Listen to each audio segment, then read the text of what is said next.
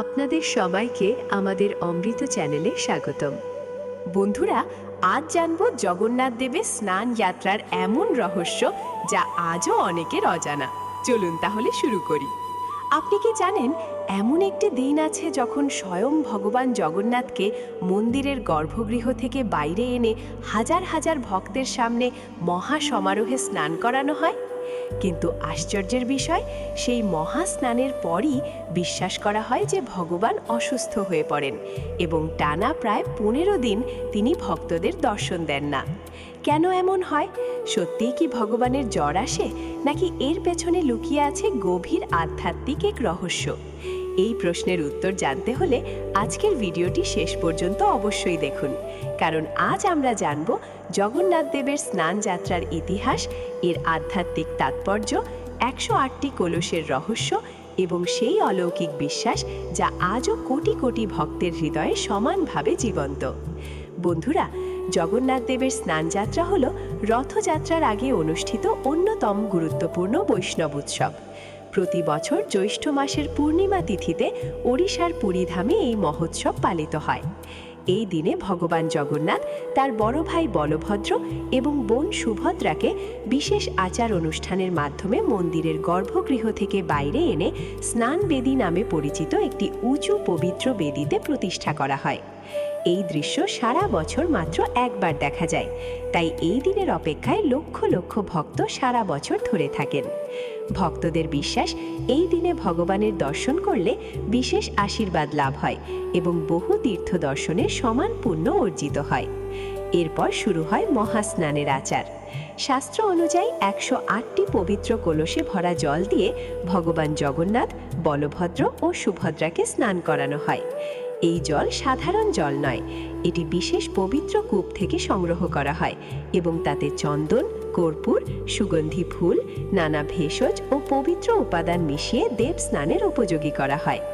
শংসধ্বনি, ঘণ্টাধ্বনি, বৈদিক মন্ত্রোচ্চারণ এবং জয় জগন্নাথ ধ্বনিতে তখন চারদিক মুখরিত হয়ে ওঠে। হাজার হাজার ভক্ত এই অপূর্ব দৃশ্য দেখে আবেগে আপ্লুত হয়ে পড়েন। এখন প্রশ্ন হলো, কেন ঠিক 108টি কলস ব্যবহার করা হয়? হিন্দু ধর্মে 108 সংখ্যাটির বিশেষ গুরুত্ব রয়েছে। জপমালায় থাকে 108টি দানা। বহু মন্ত্র 108 বার জপ করার বিধান রয়েছে। জ্যোতিষশাস্ত্র অনুযায়ী 12টি রাশি ও 9টি গ্রহের গুণফল 108, আবার 27টি নক্ষত্রের প্রতিটির 4টি করে পদ রয়েছে, অর্থাৎ 27 গুণ 4 মানে 108। তাই এই সংখ্যা সমগ্র সৃষ্টি, মহাবিশ্ব এবং আধ্যাত্মিক পূর্ণতার প্রতীক হিসেবে বিবেচিত হয়। সেই কারণেই স্নান যাত্রায় 108টি কলসের ব্যবহার অত্যন্ত তাৎপর্যপূর্ণ বলে মনে করা হয়। তবে স্নান যাত্রার সবচেয়ে রহস্যময় অংশ শুরু হয় এই মহা স্নানের পর। বৈষ্ণব বিশ্বাস অনুযায়ী 108টি কলসের ঠান্ডা জলে দীর্ঘক্ষণ স্নান করার পর ভগবান জগন্নাথ অসুস্থ হয়ে পড়েন, তাই তাকে আর সাধারণ দর্শনের জন্য রাখা হয় না। অবশ্য এটি একটি ধর্মীয় ও ভক্তিমূলক বিশ্বাস। এই বিশ্বাসের মাধ্যমে বোঝানো হয় যে ভগবান তার ভক্তদের মতোই সুখ, দুঃখ, আনন্দ, বেদনা ও মানব জীবনের নানা অনুভূতির সঙ্গে নিজেকে যুক্ত করেন। এই ভাবনা ভক্তদের কাছে ঈশ্বরকে আরও আপন করে তোলে। এই অসুস্থতার সময়টিকে বলা হয় অনবাসর বা অনসারা।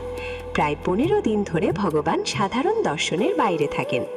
এই সময় শুধুমাত্র নির্দিষ্ট সেবায়েতরা ভগবানের সেবা করেন। তারা ভেষজ ও ঐতিহ্যবাহী উপায়ে ভগবানের পরিচর্যা করেন বলে বিশ্বাস করা হয়। এই সময়ে ভক্তরা ভগবানের দর্শন না পেলেও তার দ্রুত আরোগ্যের জন্য প্রার্থনা করেন।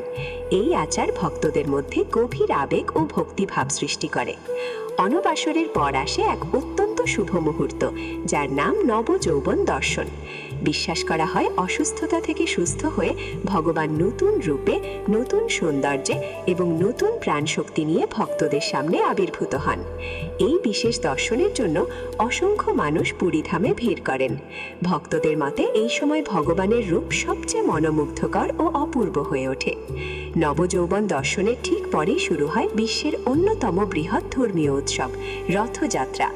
এই দিনে ভগবান জগন্নাথ, বলভদ্র ও সুভদ্রা বিশাল রথে চড়ে শ্রী গুন্ডিচা মন্দিরের উদ্দেশ্যে যাত্রা করেন। লক্ষ লক্ষ ভক্ত রথের দড়ি টানেন। তাদের বিশ্বাস, ভক্তি ভরে রথ টানতে পারলে জীবনের বহু বাধা দূর হয় এবং ভগবানের বিশেষ কৃপা লাভ করা যায়। এই কারণে রথযাত্রা শুধু ভারতেই নয়, বিশ্বের বহু দেশেও অত্যন্ত শ্রদ্ধা ও উৎসাহের সঙ্গে পালিত হয়।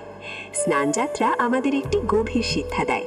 জীবনে যত বড়ই হই না কেন, নিজেকে শুদ্ধ করা, অহংকার ত্যাগ করা এবং ঈশ্বরের প্রতি আত্মসমর্পণ করা অত্যন্ত গুরুত্বপূর্ণ। যেমন মহাস্নানের পর ভগবান নতুন রূপে আবির্ভূত হন, তেমনি আমাদের জীবনেও কঠিন সময়ের পর নতুন সূচনা আসতে পারে। এই উৎসব আমাদের মনে করিয়ে দেয় পরিবর্তনই জীবনের নিয়ম, আর প্রতিটি নতুন শুরুতে লুকিয়ে থাকে আশা, শক্তি এবং ঈশ্বরের আশীর্বাদ। বন্ধুরা, জগন্নাথ দেবের স্নানযাত্রা শুধুমাত্র একটি ধর্মীয় উৎসব নয়, এটি ভক্তি, শুদ্ধতা, মানবতা এবং ঈশ্বরের সঙ্গে ভক্তের গভীর সম্পর্কের এক অনন্য প্রতীক। যুগের পর যুগ ধরে এই উৎসব কোটি কোটি মানুষের বিশ্বাস ও আস্থার কেন্দ্র হয়ে রয়েছে। আপনি যদি ভগবান জগন্নাথের ভক্ত হন, তাহলে কমেন্টে অবশ্যই লিখুন জয় জগন্নাথ। ভিডিওটি ভালো লাগলে একটি লাইক করুন, আপনার প্রিয়জনদের সঙ্গে শেয়ার করুন এবং সনাতন ধর্ম, পুরাণ ও ভগবান শ্রীকৃষ্ণ সম্পর্কিত এমন আরও অজানা ও চমৎকার তথ্য জানতে আমাদের চ্যানেলটি সাবস্ক্রাইব করতে ভুলবেন না। জয় জগন্নাথ, হরে কৃষ্ণা। আর যদি সনাতন ধর্ম, শ্রীমদ্ ভগবদ্ গীতা, শ্রীকৃষ্ণের উপদেশ এবং আধ্যাত্মিক জ্ঞান নিয়ে আরও ভিডিও দেখতে চান, তাহলে অমৃত চ্যানেলটি সাবস্ক্রাইব করে পাশে থাকা বেল আইকনটি চাপতে ভুলবেন না।